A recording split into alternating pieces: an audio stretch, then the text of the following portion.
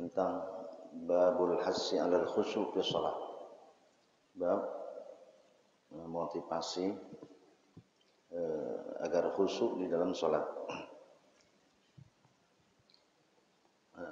Salat itu bisa dibilang sah apabila cukup syarat dan rukun. Ya. Ada juga istilah salat itu bisa makbul, bisa diterima dengan tanda-tanda yang tidak menghalangi makbulnya, ya. Yang tidak menghalangi makbulnya salat, ya. Itu yang menghalangi makbulnya salat antara lain makanannya, minumannya, pakaiannya dari yang haram, tempatnya juga dari yang haram, ya. Jadi sholat itu sah, belum tentu makbul, ya. Jadi ada kapan sholat itu dibilang sah bila mana cukup syarat dan rukun, ya. Kapan itu sholat bisa dibilang makbul kalau dia toharoh. Setelah toharoh zohir, dia mesti toharoh batin, ya. Jadi ada toharoh zohir atau toharoh sugro. Toharoh sugro itu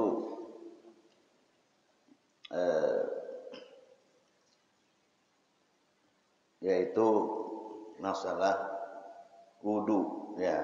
Wudu dari mulai basuh muka, tangan, kepala, kaki, ya, ditambah dengan yang sunah-sunahnya, itu namanya toharoh sugro, ya. Ditambah dengan tempatnya suci. Jadi toharoh sugro itu hubungannya dengan tempatnya suci. Fasura muta'alliquha salasa al-makan wasaub, pakaiannya suci, wal badan, badannya suci, ditambah dengan menghilangkan najis yang ada pada badan, kemudian mengangkat hadas kecil dan hadas besar kalau ada. Itu namanya toharoh sugro. Sugro itu kecil, ya. Atau toharoh zohir, ya.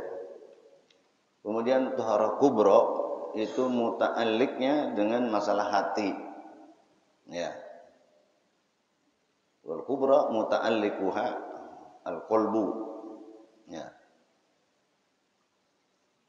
Hati yang dimaksud adalah dihilangkan dari sifat-sifat az-zamimah wal muzal anhu as-sifatuz zamimah, ya. Yang dimaksud dengan toharoh hati adalah menghilangkan sifat-sifat yang tercela, ya, bibir, hasud, dengki, ya, ujub dan lain-lainnya. Nah, toharoh sugro itu memang mudah dibanding toharoh kubro, ya. Kita diistilahkan juga dengan bersih zohir itu wudu. Wudu itu menghilangkan hadas besar, itu toharoh zohir, ya. Menghilangkan najis dari pakaian, badan, ya, dan tempat, itu toharoh zohir. Toharoh batin itu bagaimana kita berupaya supaya hilang sifat-sifat yang tercela, ya. Ya, kemudian juga ada istilah sah apabila cukup syarat dan rukun. Salat kita cukup syarat dan rukun, ya sah. Nah, kemudian kalau istilah makbul, nah itu nanti dilihat dengan syarat-syarat makbul itu. Syarat makbul adalah harus ikhlas, ya. Ikhlas. Syarat makbul ikhlas, kemudian syarat rukunnya cukup, ya, ya itu kemudian makanan, ya, dan pakaian itu adalah bersih dari yang haram. Nah itu syarat-syarat makbul. Jadi syarat makbul itu ditambah ya syarat-syarat yang sah. Syarat sah ditambah lagi dengan syarat makbul. Ya. Makbul itu mesti syarat-syarat dan rukunnya ya, mesti ada. Ditambah lagi kalau makbul itu ditambah lagi syarat zaduhu halal. Misalnya kalau pergi haji itu kan ya bekalnya mesti halal ya. Kalau haram itu menjadi tanda-tanda ditolak ya. Jadi wuziya bil haram ya. Masrabuhu haram, mat'amuhu haram, masrabuhu haram. Wa wuziya bil haram fa anna yustajabu lah gitu. Kemudian dengan demikian ada rasa roja, mesti ada rasa khauf. Kalau roja itu maknanya ngarep diterima. Ngarep diterima itu roja. Ya. Kalau khauf, tatkala kita mengoreksi diri kita masih ada hal-hal yang haram ya di pakaian atau di makanan atau di tempat, nah itu rasa takut tidak diterima, itu khauf namanya. Nah, antara roja dengan khauf, antara ngarep dan takut. Kalau cuma roja saja nanti enggak menghilangkan yang dilarang gitu ya. Kalau cuma khauf saja nanti takut enggak diterima, akhirnya bisa meninggalkan sholat dan ibadah ya. Maka kita di antara roja dan khauf. Untuk masih ada harapan kita sholat kita diterima, yaitulah kalau doa iblis saja masih doa syarrul makhlukin, sejahat-jahat makhluk itulah iblis, doanya masih diterima.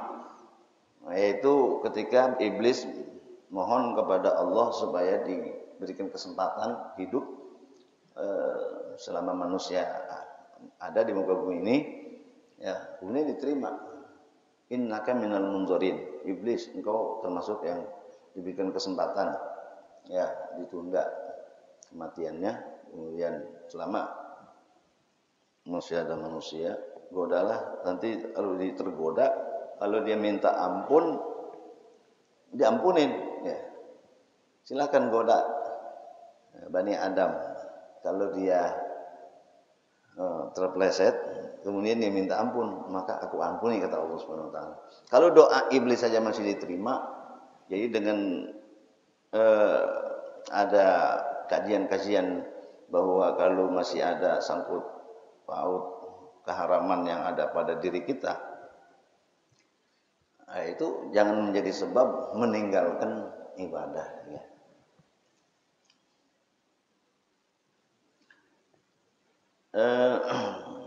Khusyuk menurut fikih, ulama fikih yaitu sunnah saja ya. Menurut ahli tasawuf itu wajib ya. Hadis yang telah kita baca di awal hadis tentang masalah khusyuk itu tatkala ada orang yang sholatnya sambil bertulak pinggang. Pinggang itu menunjuki kesombongannya. Itu biasa kerjaan orang-orang yang sombong. Kecuali tulak pinggang, pinggangnya pegel lain lagi. Nah, itu fi'lal Yahud. Ya, tulak pinggang itu adalah kebiasaan orang-orang Yahudi. Ya. Tapi kalau kita tolak pinggang itu karena lagi pegel, itu ya itu lain hal ya. Nabi melarang sholat itu mukhtasiran ya, bertulak pinggang, karena tulak pinggang itu adalah fi'lul Yahud ya, fi'lul Yahud bi anna zalika fi'lul Yahud, perbuatan orang-orang Yahudi. Dalam hadis itu dijelaskan oleh pensarah yaitu Syekhuna Kiai Muhammad Muhajir Ansar Ad-Dari, annal khusu fi jami'is shalah mustahabun. Khusu di seluruh salat sunnah. Kalau khusu di seluruh salat wajib, salat kita di mana ada? Karena kadang-kadang nyambung, kadang-kadang kagak ya. Jadi seluruh salat, mungkin ada orang yang dari mulai salat sampai akhir khusunya penuh, itu sunnah saja. Disunahkan khusu di seluruh salat. Salat itu mulai dari takbir, kemudian diakhiri dengan salam. Nah, wa fi takbiratul ihram wajibun wa ruknun. Di dalam takbiratul ihram khusu itu wajib. Dan khusu itu termasuk rukun. Itu menurut ulama Sufiyah ya. Nah, jadi ini digabung oleh Imam Ghazali, wa qad jama'al Imamul Ghazali fil Ihya baina man qala bi istihbabihi wa man qala bi wujubihi. Ya, Imam Ghazali ya menggabung antara yang berkata khusu itu sunnah dan yang berkata khusu itu wajib. Nah, kemudian khusu di dalam seluruh salat itu sunnah, tapi khusu di dalam takbiratul ihram itu wajib. Jadi kalau takbiratul ihram enggak khusu, itu la salata, enggak ada salat itu. Enggak ada nilai salat. Minimal khusu adanya di mana? Ketika kita takbiratul ihram. Allahu Akbar. Nah itu di situ minimal khusu adanya di situ. Itu wajib khusu di situ. Adapun setelah itu ngelantur, mungkin ya, ngelantur itu tidak membatalkan salat. Ya. Wa amma sufiyah fa innahum qalu bi wujubihi mahma amkana. Adapun ulama tasawuf yaitulah mengatakan khusyuk itu termasuk wajib semampu mungkin ya, semampu mungkin. Wa man lam yaksa fiha fala sholata lahu. Orang yang tidak khusyuk padanya itu tidak ada salat baginya. Jadi hadir hati ya, itu melupakan hadir hati kita dalam sholat ya, karena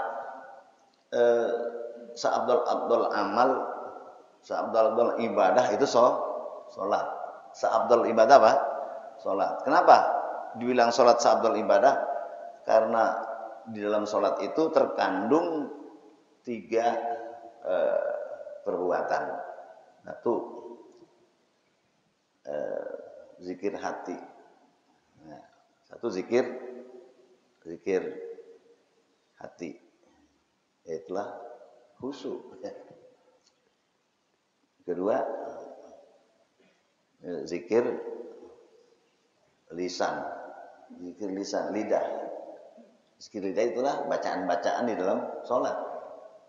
Zikir lidah. Ya.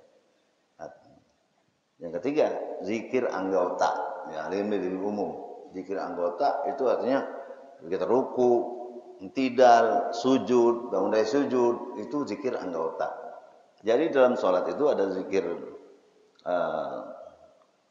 qauli, ada zikir qalbi, ada zikir jawarih ya. Ada zikir hati ya, karena ketika kita Allahu Akbar, kita ingat tuh sholat apa? Ya, harus kita ingat tuh sholat apa? Allahu Akbar. Nah itu ada zikir hati, ada zikir lidah ya. Ada zikir anggota, tangan kita naik Allah. Ya itu zikir anggota ini. Zikir anggota. Jadi zikir hati, ya, zikir lidah, Allah, kalimat, zikir qauli, zikir lidah itu. Nah, kemudian ada zikir anggota, ini yang ada zikir hati, ialah khusyuk. Ya, kita ingat itu sholat apa ya? Yang mencederai khusyuk, ya, yang mencederai khusyuk adalah yang kita baca dalam hadis ini. Bismillahirrahmanirrahim. Walahu an Aisyata radhiyallahu taala anha qalat sami'tu Rasulullah sallallahu alaihi wasallam yaqulu la salata bihadri ta'amin wala huwa yudafi'ul akhbasan. Walahu dan baginya, walahu ay wa an Jabir bin Samurah radhiyallahu taala anhu, ya, walahu baginya, ya, bagi hadis Muslim, ya, wa an Jabir bin Samurah radhiyallahu taala anhu, yang sudah, ya, kita nggak boleh sholat itu ngedangap, ngadepin ke arah langit, pandangan kita itu makruh, ya. Sholat itu sambil ngedangak itu makruh, ya. Sholat itu menurut Imam Syafi'i adalah memandang kepada mahalli sujud, kepada tempat sujud. Kalau ada ke atas gitu, itu makruh, ya. Itu pada hadis yang diriwayatkan oleh Muslim, ya. Walahu dan juga bagi hadis Muslim dari Jabir an Aisyah radhiyallahu, hadis Muslim an Aisyah dari Aisyah, ya. Kalau sholat ngedangak itu makruh, riwayat Jabir bin Samurah, ya, yang diriwayatkan oleh Imam Muslim. Kemudian hadis yang berikutnya, hadis Muslim dari Aisyah radhiyallahu taala anha, itu menyatakan tentang dia pernah dengar Nabi bersabda, tidak ada sholat dengan hadirnya makanan. Satu, ya. Jadi kita kalau lagi ngadepin makanan, maksudnya, ya, makan dulu baru sholat. Karena kata Nabi tidak ada sholat dengan hadirnya makanan, ya. Yang dimaksud di sini tidak ada sholat yang yang sempurna, ya, bukan sah. Tidak sholat, la sholata kamilah, tidak ada sholat itu sempurna. Nilai sholatnya enggak sempurna kalau udah ada makanan di depan kita, perut kita udah sangat lapar.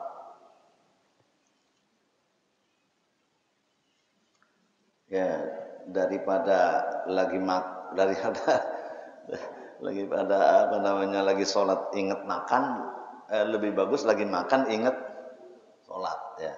Kalau kita tinggal itu, kita udah kepengen makan, udah sangat kepengen makan, sangat lapar, udah ngadepin makan makanan tadi itu, udah ngadepin nasi, udah ngadepin sayur, udah ngadepin lauk macam-macam. Kita padahal sangat lapar, kita sholat dulu itu makruh. Maunya makan dulu baru sholat. Kalau kita sholat itu mencederai kekhusyuan, sebab nanti kita sholat terbayang-bayang itu makanan yang sudah andir, sudah siap, ya. Nah itu kalau waktunya luas, kita makan dulu. Tapi kalau waktu sholat sempit, itu jangan diutamain makan. Ntar habis makan keluar waktu, ya. Nah, kapan itu kita menunda makan? Menunda makan, ya, lalu waktunya udah sempit. Wa hazihil karaha mabniyatun ala sa'atil waqti. Kemakruhan ini dibina kalau waktunya luas, kita dahulukan makan, ya. Lalu waktunya luas, kita dahulukan makan. Kalau waktunya sempit, fa in daqal waqtu yajibu alaihi shalat walau bihadrati ta'am. Kalau sempit waktu sholat, wajib sholat dulu. Walaupun makanan sudah siap, walaupun kita lapar. Begitu juga kita pengen buang air. Ya, pengen buang air kecil atau air besar. Ini kita sholat dulu, apa buang air dulu? Sama, dari kalau waktunya luas, buang air dulu. Ya, buang hajat dulu. Ya, buang hajat dulu, baru sholat. Sholat, imam udah takbir, biar aja kita sedapatnya.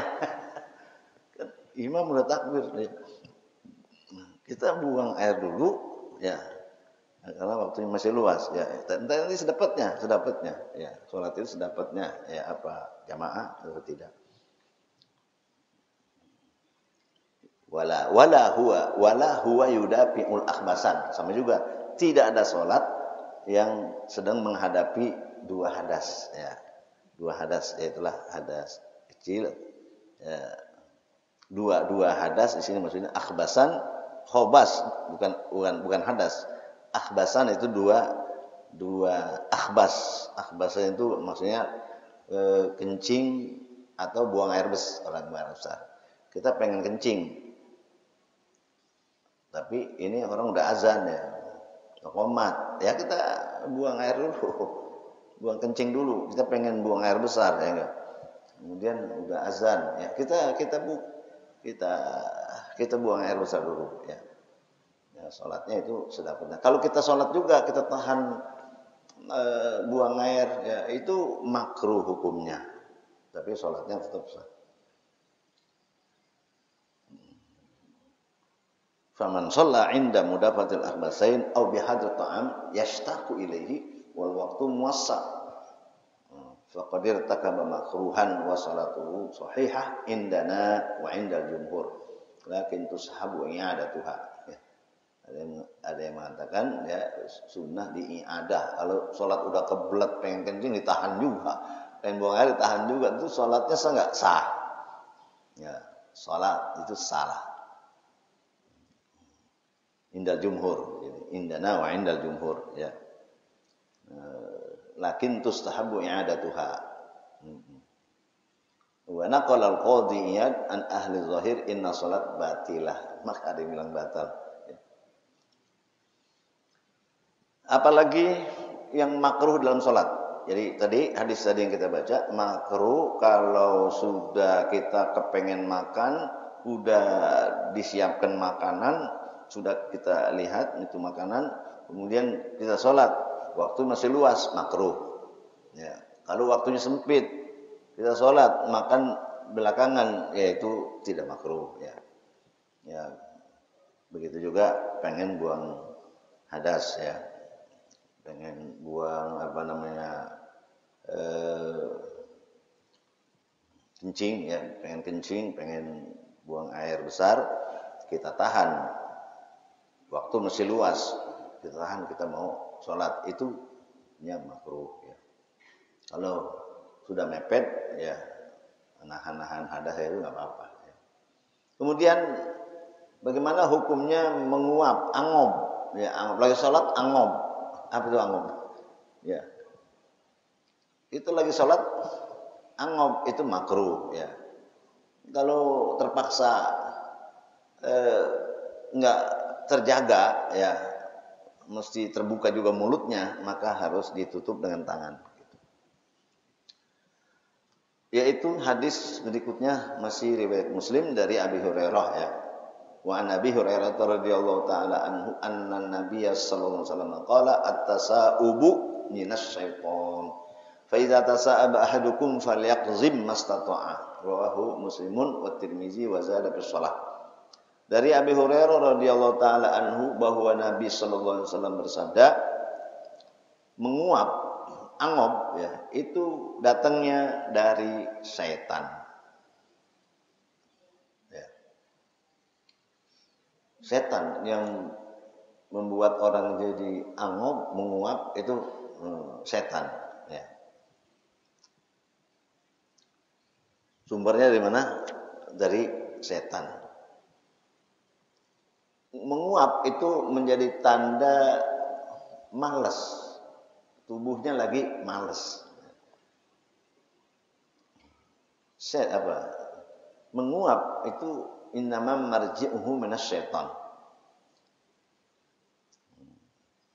Faman tasa'aba yuharrikul kaslan fi a'dha'ihi. Jadi sumbernya memang angop itu setan, yang bikin kita ngantuk itu setan, yang bikin kita angop itu setan, yang bikin kita malas itu setan, ya. Ya, sebab-sebabnya menguap itu ya bisa saja fatrah lagi kondisi lemah, ya, lemah.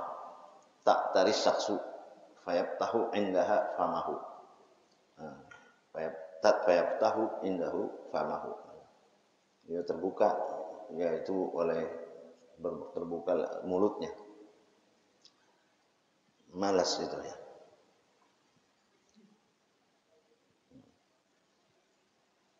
Faman tasa'aba yuharrikul kaslan. Siapa yang menguap itu menggerakkan malas fi a'dha'ihi pada tubuhnya. Biasanya juga karena kenyang. Bisa juga bukannya karena lelah, karena kenyang. Nah, kalau kenyang itu biasanya kecerdasan hilang, ya. Al-batonah tuzhibul fatonah. Perutnya kencang, ya. Al-batonah butun, ya. Perutnya kalau kenyang itu menghilangkan kecerdasan. Bawaannya ngantuk. Yang ngantuk itu sebabnya bisa karena kurang tidur, ngantuk. Bisa juga dari kekenyangan, ngantuk. Akhirnya nguap gitu. Angop. Ya, itu mengakibatkan malas gitu. Jadi lagi sholat nguap itu falyaqzim mastata'a, ditutupin nih mulut sedapat mungkin, ya.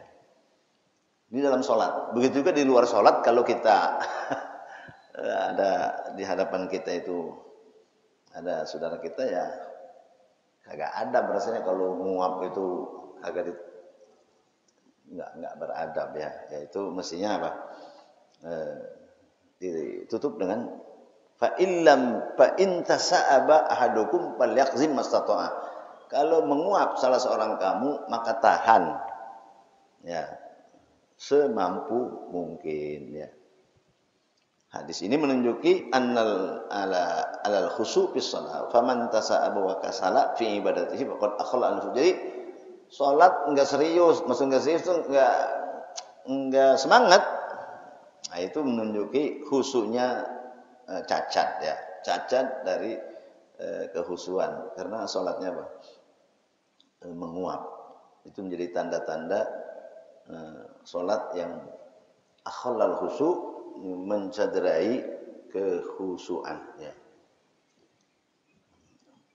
Jadi hukumnya menahan mulut itu diperintah ketika menguap, bukan saja di dalam sholat, tapi di luar sholat juga. Hendaknya kalau menguap itu mulut, ya, ditekap, ya. Falyadha yadahu.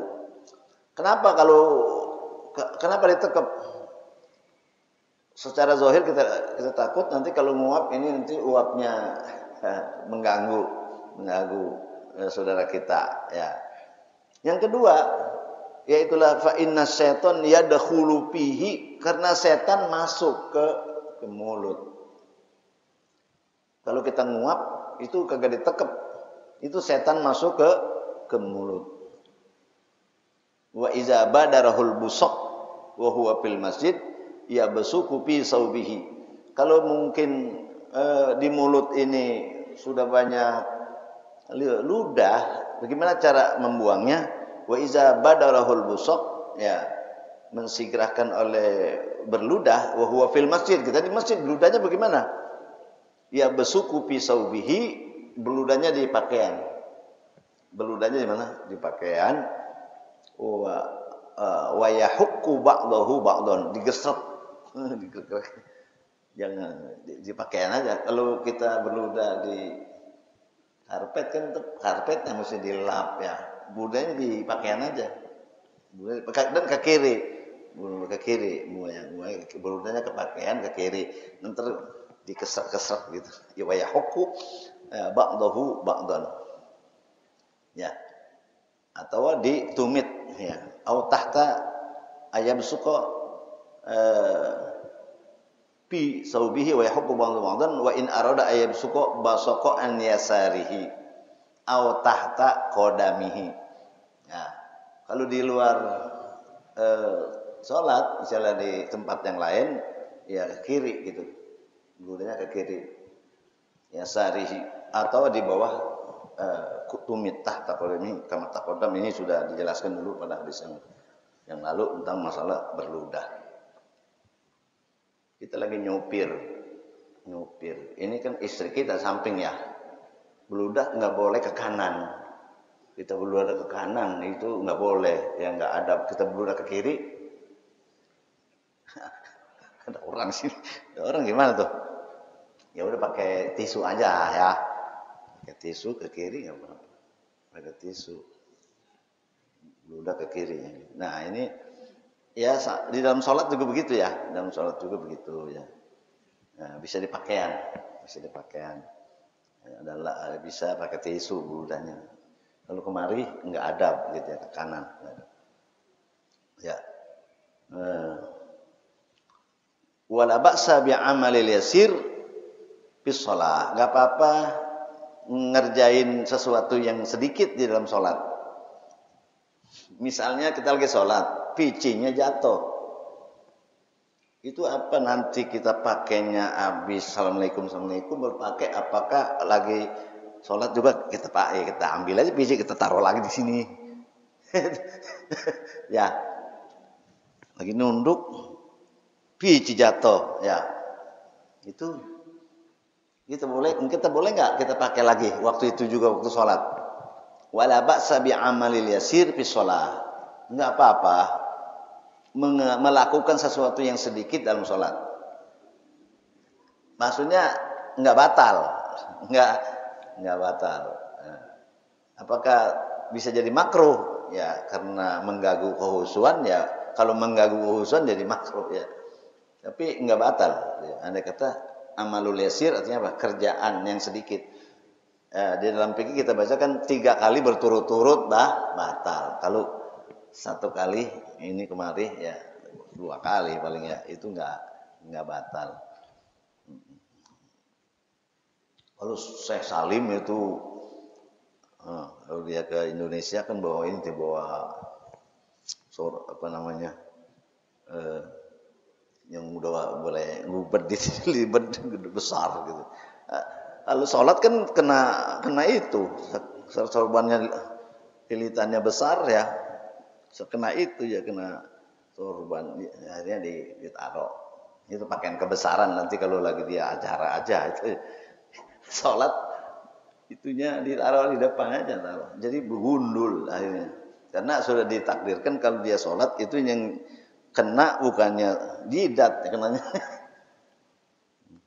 Makanya sorban juga kalau kegedean, sorban itu kayak ban Vespa ya. Itu ininya kagak kena ya. Gimana tuh? Nah, ini sorbannya kebangetan itu apa gede, ini bunderannya ya. Kalau sujud kira-kira itu kenanya sorban apa jidat? Hah? Nah, itu kelihatan ini, maksudnya kita lihat itu kena jidat apa enggak. Kalau enggak kena jidat tergesah. Begitu juga ibu-ibu yang pakai mukna pakai misalnya ke bawahnya sampai alis begitu. Ya ininya kedeket enggak kena jidatnya kan, bisarti antakunal jabah maksufah. Engkau setuju ada 7 diantaranya jidat ini dengan syarat terbuka. Kalau tangan nggak apa-apa pakai sarung tangan atau kaki pakai sarung kaki. Tapi kalau ini bisarti antakunal jabah maksufatan, syarat sujud bahwa jidat ini mesti terbuka.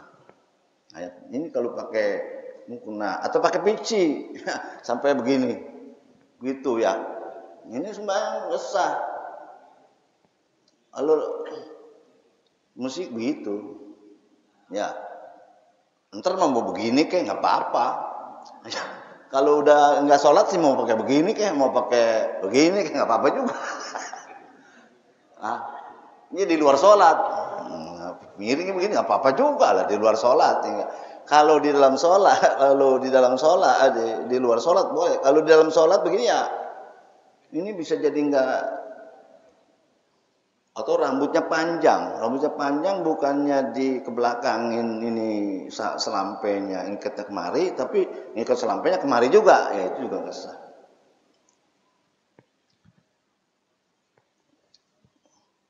Ya, ini kita lagi sholat kelupaan lah, ini begini. Terus sujud, nah amalul yasir artinya apa? Ya dikemarin dulu daripada nggak sah. Artinya nggak boleh menggerakkan tangan. Ya iya kalau ini nggak kita lupa Allahu Akbar, ntar sujud pici yang sujud ya enggak. Kita gituin nggak apa-apa, ini namanya amalul yasir, kerjaan yang sedikit ya. Nggak apa-apa. Wala tabdul shalah. Nggak pada salat bijami zalika illa ayyatawala wa yaksur, kecuali itu yatawala terus menerus dan banyak. Ini selesai tentang bab sholat, tentang sholat yang khusyuk ya, dan sholat yang mencederai khusyuk ya. Jadi ada sholat yang kamilah, sholat yang sempurna, ada sholat yang cuma sah saja ya. Nah sholat kita ini termasuk yang cuma sah udah bagus, sah aja udah bagus ya. Lalu sempurnanya itu yang bagi liman aradas sholatal kamilah, ini di i'anatul talibin ya fikih ya. Yang bagi liman aradas sholatal kamilah, orang yang pengen sholatnya dapat nilai sempurna, al-wudu qabla duhulil waqti. Wudu dulu sebelum masuk waktu udah wudu. Berarti udah ancang-ancang tuh ya.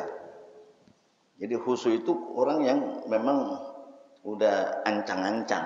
Apa ancang-ancang itu? Ini menyiapkan gitu ya. Seperti orang dia ngajinya khusyuk kenapa? Sebelum ngaji dia udah tahu tuh, ntar ada pengajian. Jadi ya itu berarti dia mengarah kepada khusyuk gitu. Nah, besok ada pengajian itu khusyuk. Ntar ada sholat. Jadi wudu qabla dukhulil waqti.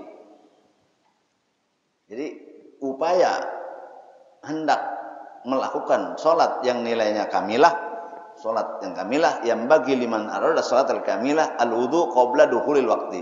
Wudu sebelum masuk waktu. Iza ada halal waktu sholat sunnah ratibah. Begitu masuk waktu sholat sunnah rawatib. Qabliyah, ba'diyah. Kemudian apalagi yujaddidut taubah, memperbarui taubat. Ya, taubat itu seperti kayak tadi misalnya wudu zahir udah, tapi wudu batin ini yang melon. Apa wudu batin? Wudu batin itu yaitu sifat syirik, hasud, dengki, ujub. Nah itu sifat-sifat yang tercela masih ada nggak kita? Dendam apa masih ada nggak di dalam hati kita? Karena kita diperintah menghadap Allah bersih zahir batin. Nah zahirnya udah pakaian bersih, tempat bersih, udah wudu ya. Tapi batin kita masih kotor apa enggak? Nah kalau kita terasa ya masih ada kekotoran, kemudian kita berupaya, itu bagian daripada berupaya menghilangkan sifat-sifat tercela, itu namanya memperbarui taubat ya. Atau telah melakukan hal-hal yang tidak diridhoi Allah, atau kita dosa ya, melakukan dosa, melakukan maksiat, maka kita taubat. Kemudian madhab kiblat ya, dengan zahir madhab kiblat zahir Allah. Madhab kiblat dulu baru takbir ya. Wal hadratil ilahiyah bi batinihi,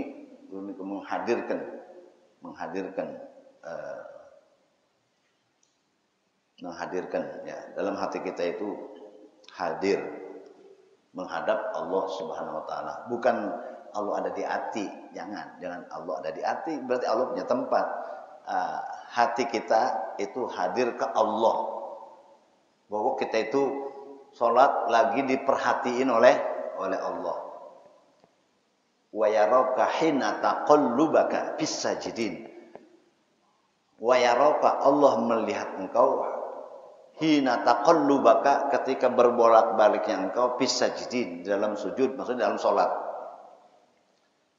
Karena kita merasa diperhatikan oleh Allah lagi sholat, insya Allah sholat kita kita perbaiki gitu ya. Karena ada orang memperbaiki sholat karena dilihat tamu, dilihat orang. Ada kan sholat itu diperbaikinya karena dilihat Allah Subhanahu wa taala. Jadi wa yaraka hina taqallubaka fis sajidin. Itu upaya-upaya mencapai sholat yang kamilah. Kemudian ada lagi baca, kalau terganggu baca qul a'udzu birabbin nas ya. A'udzu bika min hamazatis syaitan, a'udzu bika rabbi yahdurun. Jadi itu tadi ditambah dengan apa? Mustahdirun fi tahrimihi azamatal ilah, menghadirkan kebesaran Allah, bukan Allahnya dihadirin, kebesaran Allah, artinya Allah perhatikan ngomongnya kita, Allah perhatikan kerjaan kita, itu namanya menghadirkan kebesaran Allah. Wa ya'lamu makna akbar, Allahu akbar.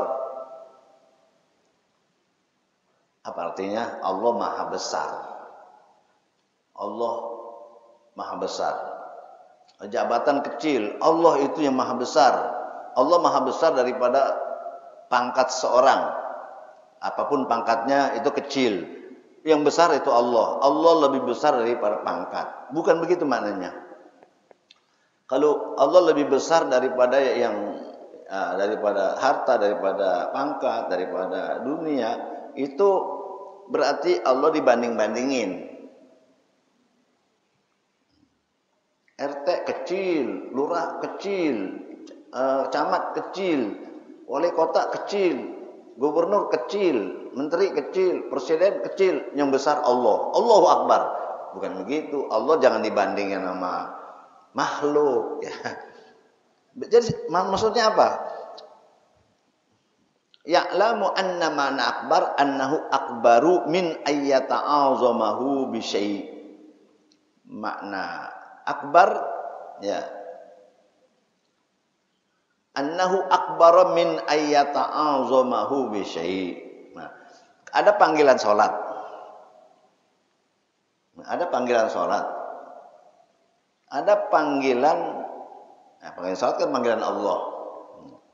Ada panggilan sembako. Nah, itu kita nurutin yang mana? Nah, sembako ya, itu berarti ngebesarin sembako gitu. Itu makna besar itu bukan bentuknya besar, lebarnya kayak apa, panjangnya kayak apa, bukan. Maksud kalau kita utamain Allah itu membesarkan Allah. Kalau sembako jarang-jarang itu mah salat mah ada lagi besok juga gitu. Ya itu bisikan setan itu ya. Kita rela meninggalkan sholat, kemudian kita utamakan sesuatu, nah itu berarti Allah kita kecilin, kita anggap kecil ya. Kita anggap kecil. Nah, enggak, kalau kita utamain sholat, karena kalau kita enggak sholat, ini satu, kita kalau kelupatan jamaah atau kehilangan jamaah itu pahalanya besar ya enggak. Atau sampai enggak sholat apalagi itu mengecilkan panggilan Allah ya enggak. Panggilan Allah dicuekin, tapi panggilan manusia. Nah, kalau kita kaji-kaji lagi begini. Kalau kita sholat wajib dipanggil sama orang tua kita batalin jangan? Kita lagi sholat, dipanggil ibu bapak kita batalin jangan? Hah?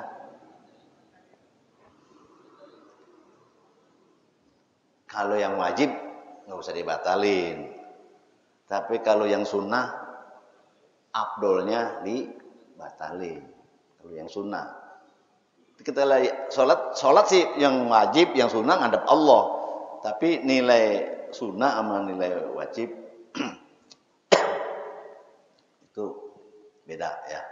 Kalau sholat wajib terusin sampai rapi, sampai selesai, dan sholatnya disegerakan ya. Seperti halnya kalau kita lagi sholat, anak nangis atau ibu ya sholat, anaknya nangis, sholat wajib itu batalin dengan sholatnya dicepetin ya, surahnya jangan yang panjang, yang pendek aja, kuliah kulhu kayak ya. Sholat yang pendek ya. Itu karena takut nanti anak bahaya. Kalau memang anak itu kelihatan sama kita lagi sholat, kemudian kayaknya nyemplung nih anak nih, atau dia deketin kompor api ya, itu wajib kita batalin baru, karena itu bakalan bahaya itu bahayanya udah jelas ya. Kalau timbang nangis kan itu anak kecil mah biasa nangis ya. Tapi kalau dia kayaknya mau kena api ya atau nyemplung sumur, itu kita batalin ya, batalin. Ama kita nih sholat, ini dompet kita mau diambil tas kita batalin jangan tuh.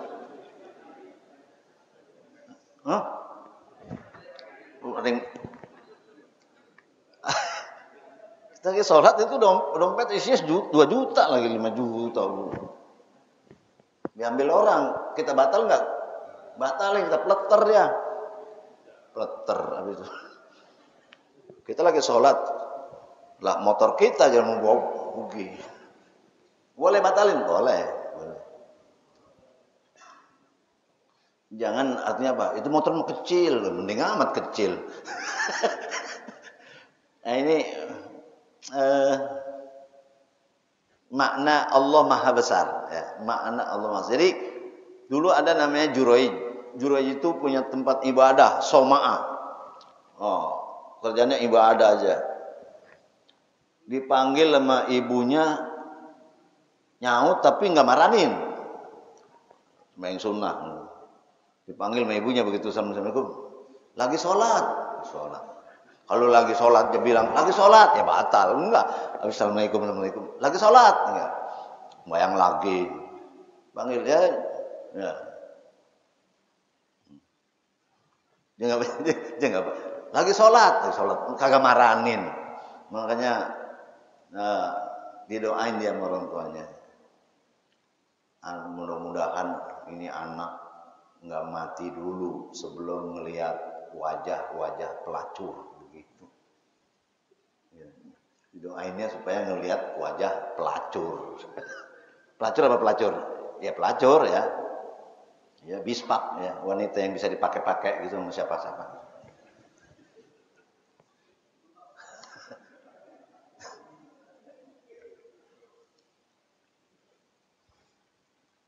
Jadi sampai kejadian itu dengan doa orang tuanya. Lihat wajah pelacur. Wujuhil mumisat gitu. Didoainnya supaya ngelihat wajah pelacur gitu.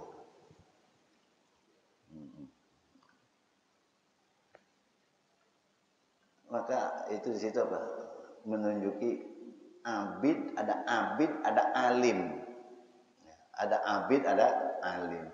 Abid artinya orang yang banyak ibadah, ilmu ada, cuma tidak mendalam ya. Kalau alim itu mau orang ilmunya ya mendalam ya. Itu alim ya. Abid ya. Kalau dia alim, dia lebih mengutamakan, maksud saya, laukana Juraijun aliman lahtaro ijabata ummi ala ibadati rabbi. Andaikan si Juraij tadi itu yang si Juraij yang ahli ibadah tadi itu dipanggil dia marahin nama emaknya, itu lebih baik. Ya. Kalau dia Jurej alim, dia pilih ngeladenin panggilan orang tuanya daripada ibadah. Tadi kan Allahu Akbar artinya sholat itu lebih ya kita utamain daripada manusia ya. Tapi menghormati kedua ibu bapak, panggilan ibu bapak itu wajib ditepati, itu juga perintah Allah. Jadi masih dalam lingkup ibadah, ngeladenin panggilan orang tua juga ibadah.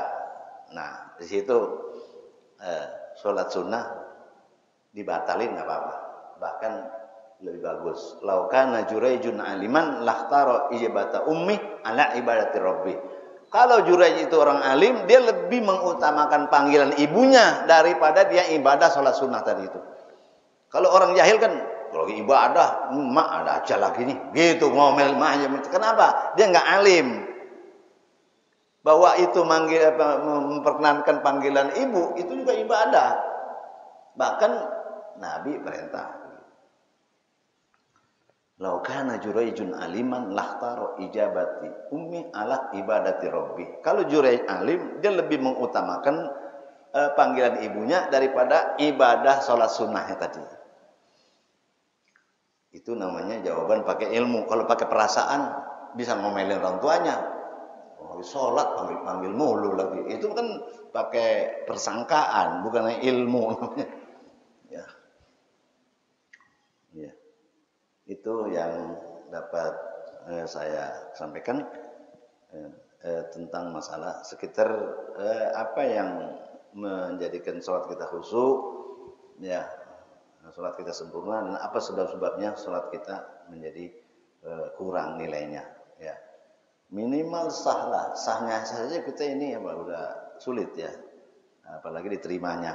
Tapi dengan harapan kita ada roja, kita mengharap ya ada kekurangan-kekurangan di dalam sholat kita, ya. Mudah-mudahan juga harapan kita tidak putus supaya sholat kita sah dan juga diterima Allah Subhanahu Wa Taala. Ya, jadi kita jangan berhenti membaca tentang mengkaji tentang sholat ya, tentang sholat. Ya. Apa yang menjadi mencidrai kehusuan ya, itu kita baca supaya kita meningkat ya, berupaya kehusuan sholat kita itu meningkat, tidak saja di takbiratul ihram ya, yaitulah juga di apa namanya rukun-rukun yang lain. Untuk menghadirkan hati dalam sholat, yang pertama kita berlindung dari godaan setan ya, dengan membaca a'udzubika min hamazati syaitin wa a'udzubika rabbi yahdurun atau qul a'udzu birabbin nas. Kemudian yang kedua yaitulah tadabburul qiraah. Jadi bacaan-bacaan hendaknya kita cari tahu maknanya apa, dari mulai Allahu Akbar, wajhatu wajhiyya sampai baca-bacaan Fatihah dan surah-surah dan subhanarabbiyal a'la subhanal azim, itu hendaknya kita tahu maknanya. Itu yang menghantarkan khusyuk. Kemudian adalah ma'rifatu dha'fil insan wa faqrihi. Ketika kita ruku, ketika kita sujud, kita tahu sirnya itu apa, rahasianya apa. Kita ruku baca subhana rabbiyal azimi, padahal kita nunduk subhana rabbiyal azimi. Ketika kita ruku itu kita merasa kita lemah, Allah itu yang maha gagah, jadi kita ini lemah. Subhana rabbiyal azimi. Kemudian sujud, mungkin semakin kalimatnya subhana rabbiyal a'la, maha suci Allah yang maha tinggi, kita mungkin nyoblek. Nah itu terasa bahwa kita itu hina di hadapan Allah Subhanahu wa taala. Ya ayuhan nas antumul fuqara ilallah. Kamu itu sangat berhajat ya kepada Allah Subhanahu wa taala. Kemudian istihdaru azamatillah wa annal musalli yunaji ilaihi. Jadi kita lagi salat, kita lagi ngomong sama Allah. jangan nengok ya. Ya, ngomong sama Allah biasa nengok lagi. Mau orang aja kita ngomong, ya kita nengok itu. Diajak ngomong kita sama orang tua misalnya, nengok begitu melengos. Allah itu orang-orang marah ya, apalagi kita lagi sholat. Itu terasa hendaknya seperti itu. Wa annal musalli yunaji ilaih. Mensingkatkan pandangan ke tempat sujud ya. Andai kata dia menghadap tembok juga nggak apa-apa. Itu pawalli wajhaka satral masjidil haram, itu keluar dari pendapat Imam Syafi'i, itu Imam Hanafi, pawalli wajhaka satral masjidil haram, sana ke arahnya masjidil haram. Tapi Imam Syafi'i hasru nazrihi fi maudhi'i sujudihi, itu lebih kepada khusyuk. Nah, kalau kita di depan itu ke tembok, kayaknya jadi nggak apa-apa ya, karena temboknya nggak ada tulisan apa-apa, jadi bawah ini. Lalu di belakang itu kan ngadepin baju, ngadepin apa, maka supaya nggak terganggu, madepnya ke tempat sujud itu upaya. Tapi orang yang ngadepin sujud ke tempat ngadep pandangannya ke tempat sujud belum tentu khusyuk, tapi itu bisa dari situ bisa menghantarkan kehusuan ya. Fa inan nazra iza tafarraqa tabi'al qalbu. Kalau pandangan ngacak-ngacak, nengok kanan, nengok kiri, itu hatinya juga acak-acakan, enggak konsentrasi. Terus kemudian Allah yadkhul as-shalah wa huwa pistigolin balin. Kalau kita ada urusan yang penting banget gitu, selesaiin dulu baru sholat. Misalnya ada ribut nih, keluar anak kita lagi ribut apa gitu. Kita sholat, kita datang sholat, itu pikiran kita ke sana, selesaiin dulu itu perselisihan. Ya, pernah Nabi itu mau sholat, datang ke masjid, ada orang ribut, dia damein dulu, sehingga sholatnya datangnya terlambat. Coba yang namanya Nabi mah imam ditungguin. Kalau imam kita mah lambat, ya kelambatan 10 menit tinggal. Gitu. Kalau Nabi itu nggak ada yang berani ninggal, sebab Nabi itu nggak pernah jadi makmum kecuali 2 orang. Abu Bakar Siddiq dengan Abdurrahman bin Auf. Selain itu enggak ada. Selama hidupnya Nabi itu jadi imam. Jadi sholat Isya, kira-kira kalau Isya di sini jam 7:30, jam 10 baru sholat masih tungguin. Kalau kita tungguin di sini, emang imam ente doang ya. Yang lain maju. Itu kita yang enggak. Dan itu yang makmum juga redo, imam redo aja diduluin ya. Ya dia walaupun jadi imam karena terlambat dia sadar. Tapi zaman Nabi itu Nabi nggak pernah jadi makmum, nggak pernah, kecuali pernah di Imam Abu Bakar. Abu Bakar juga udah jadi imam masih mundur, ya nggak selesai mundur karena ada Nabi, dia mundur, terus Nabi yang jadi imam, habis itu ditegur, ngapa mundur? Pantes saya jadi imam, Rasul jadi makmum. Lalu Abdurrahman bin Auf agak mumpung disuruh. Jadi disuruh dari awal sampai akhir. Makmumnya Nabi Muhammad. Selain itu nggak ada cerita. Saya nggak dapat cerita. Jadi Nabi itu apa? Jadi imam terus. Jadi makanya walaupun lambat, ada istilah apa namanya itu dalam hadis, orang bangun tidur langsung sholat. Zaman Nabi. Orang Nabinya datangnya Isya-nya lama. Ada urusan dulu diselesaikan, baru sholat. Jadi itu karena kalau urusan belum diselesaikan, dia sholat, nanti dari sholatnya itu terganggu kehusuannya. Ya, itu ceritanya mendamaikan orang ribut. Jadi pernah Nabi terlambat bukan awal waktu karena mendamaikan orang ribut. Tapi masih ditungguin ya. Nah, kalau sholat kenapa? Yang terlambat. Orang nganterin duit, lain lagi tuh mah. Duit ya. Orang jangan disamain itu ya. Ya, nganterin duit ya. Ada rupanya dunia tapi akhirat, itu orang mendamaikan orang yang butuh, itu rupanya dunia tapi akhirat. Ya. Ada yang rupanya dunia bener-beneran ganggu itu. Innama amwalukum wa auladukum fitnah ya. La tulhikum amwalukum wala auladukum an zikrillah. Jangan melalaikan kamu anak kamu, harta kamu, keluarga kamu daripada zikir kepada Allah. Maksudnya jangan melalaikan sholat gara-gara harta enggak sholat gitu ya. Gara-gara keluarga ya, nggak sholat, ngikutin istri jalan-jalan ya, maunya dia diikutin aja sampai agak sholat ya. itu melalaikan ya, melalaikan. Nah, kalau ngajak ibadah ya kita turutin ya. Atau minimal kita itu apa? Mudarat ngimbangin yang kagak dosa, yang nggak dosa. Kita ngimbangin orang, nurutin orang, kerjasama kepadanya, tapi tidak berdosa. Itu namanya mudarat ngimbangin. Ya, wallahu a'lam bishawab.